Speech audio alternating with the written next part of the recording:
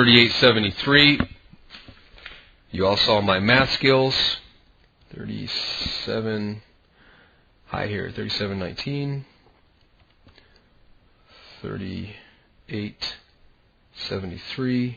154 pips.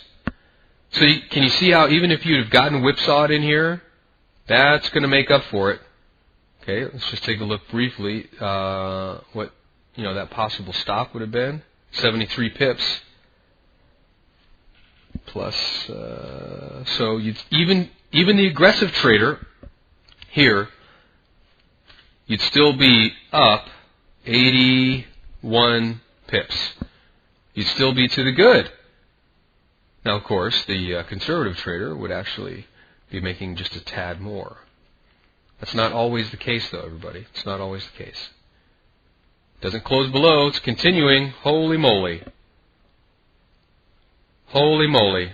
Right there, 41.48. 41.48 minus, remember, and we're only going by one signal. Now, let's talk about this in a couple of different ways. Okay, remember, you wanted me to give you some live examples. This is just right back in August and September. Okay, the conservative trader taking the trade above here. Let's not talk about the aggressive trader.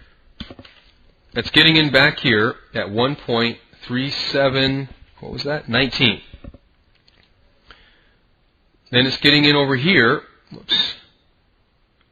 This would be, what's the high? 39.27.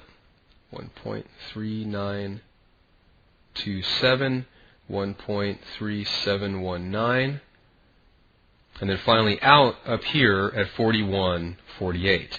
Now you notice there weren't any more hands over here, were there? We never had two. It started to make one right here, but then the market just kept going. Okay, so we did not get another entry point in this area here. Although we do have one waiting for us up there, don't we? Remember, daily bars. Very low anxiety system.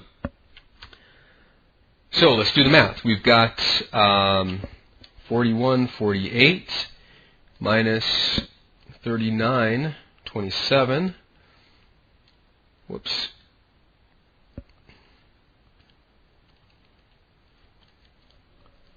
So this position made 221. This position made 41.48 minus 37.19. 429. Not bad. And if you followed along with the what I call the reverse pyramiding, the anti-martingale, remember that, where we talked about putting on a very small position down here. So you've got one.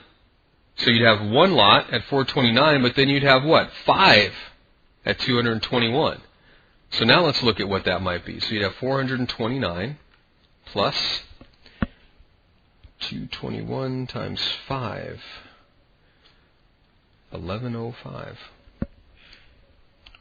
1105. So we're looking at plus 429,